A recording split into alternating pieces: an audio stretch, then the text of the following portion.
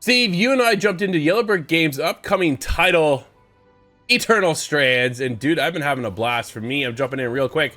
8.5, where are you at? Do you know what, Drew? I'm having such an amazing time in this game as well. It's not perfect, and I'm actually going with an 8.5 as well.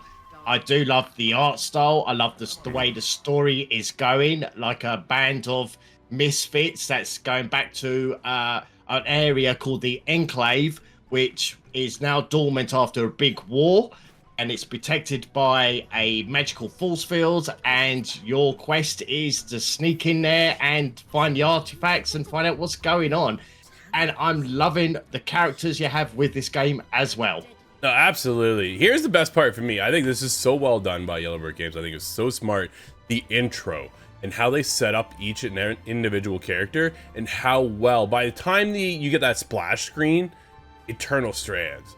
Dude, I knew who Brynn was. I knew who her band of misfits. I knew what our motivation was. They hit all the checkpoints of setting me up going, all right, you got me. I'm now in. Let's go. And I thought it hit so well that I didn't stop. I just, okay, cool.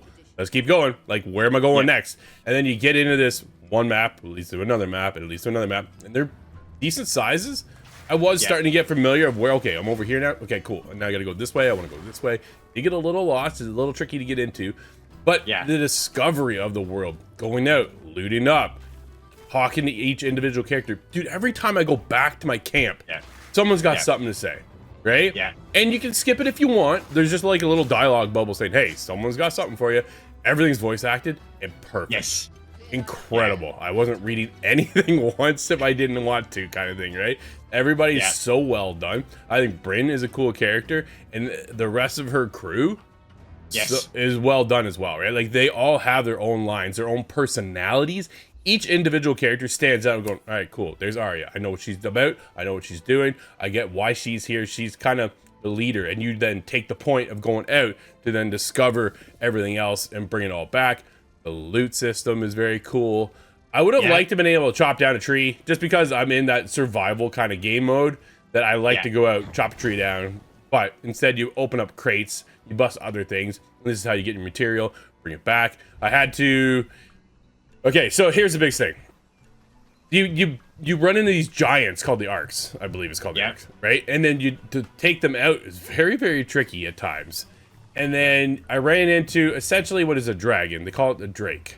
Yeah. And like, man, this thing annihilated me. But I needed the firepower from the drake in order to kind of continue on to find something I was after. I could have gone about different ways and then leveled up like my freezing ability and stuff like that. Yeah. But this is like really early on in the game. But I'm like, okay, I'm going to take on the drake. First time, didn't stand a chance. Second time, died again. I was like, man, I got to figure this out. What am I doing here? Climb on these things. I don't care what you think you're doing. Climb on. Dude, I climbed up this drake. I'm on his wing. I just hacked his wing down and it deteriorates, right? And then I'm like, oh, dude's a wing down now. Going back over. Take out the other wing. He's now grounded. I'm like, this is sick. I'm freezing his tail in place. I'm up on his back. I'm chopping out his back. Each part only has so much health. And then your numbers dwindle down. So all of a sudden now I'm hitting his back. I'm like, this doesn't do anything. I'm getting 19 hit damage. Who cares, right? Go take out a wing. And all of a sudden now he's breathing fire at me. Take my ice ability. I'm like, zip it. right? Shut that down. The magical world that they've created is set up for the long run. Very curious to see if there's an Eternal Strands 2. After talking to Jeff and the team over there, there's opportunities, without a doubt. Is it the next game? I don't know. But what I have here so far with the foundation of Eternal Strands 1, dude, firing all cylinders, hitting really, really well. Yeah, and like you're talking about the game mechanics, I keep forgetting you can actually climb anything, and there's no hindrance or anything. You can climb up, you can climb something that's horizontal, you kind of just dangle off.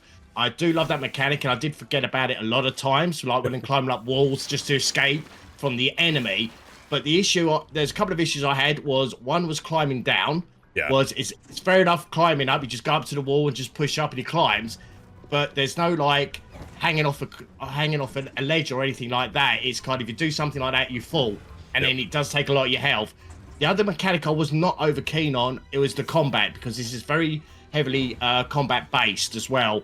And because he kind of moves forward as he takes a swing of the sword, and there's a bit of a lag depending on what weapon you have, sometimes when you have an enemy coming towards you, and I found like I was hitting the attack button twice, it kind of moved 2 spaces forward. And if you're near a ledge, I tend to find that I was falling off the ledge as well.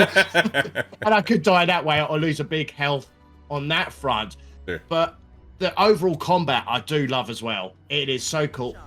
And also, the other thing I do love about this game, it actually changed seasons as well, like real time as well, from winter to summertime to fall and that kind of thing. And I thought visually it looks amazing. So visually for me, it's very Fortnite-esque, and that's not a knock at the game by any means. It just that seems to be that art direction they've taken. I thought Pastel colors. Yeah, I thought it was safe, right? I think it's safe. I think it's inviting. I want to touch on the price point as well, because $40, right? This is not a full pop of a game. It's a $40 price tag, which I think is set up really, really well to get them introduced to, hey, we're a new studio. This is what we're building. This is where we're starting to go further on. Very, very cool, right?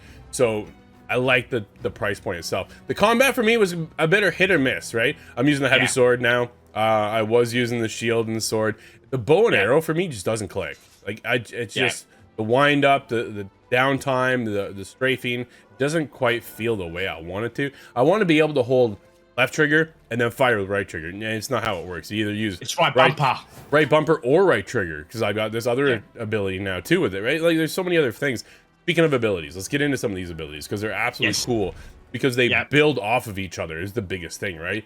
So a lot of time, dude, that one creature that goes invisible drives me insane. Oh yeah, God, I hate that thing. Yeah. I hate that thing. So because it like vanishes, I take my freezing ability and I stick it to him. So now I know where he is. Yeah. And then I hit him, right? But then you can combine other things. You can melt them. You can blow them up in place. Like there's just so many other things that trigger around. The world of exploration kind of builds off of the rest of the world. It allows you to get into these new abilities, discover the world. There's so much here. Very, very cool. I used to fight because you also, the other ability you have is like telekinesis, where you can actually move stuff. So I found it was easy, those invisible lizards, was to pick them up and then just ram and throw them against the wall. And then it kind of a little bit studs. And then or that as well, if I'm not falling off the ledge as well. But also, it's just, I just like the telekinesis. Like you said, the bow, I actually upgraded it to a fire one as well. Yep. Like you said, I'm not over keen on the mapping on the controller of different abilities of how to quickly change. I thought it was a bit clumsy for me. I would like to use the D-pad to quickly change from the different abilities instead of pulling up the wheel to select in if you want the sword or if you want the explosion blast that kind of does a dome that if I walk into it explodes. Those kind of bits I would have liked a bit neater to quickly go through them. But overall, I'm having such a blast in this. It's such a good time.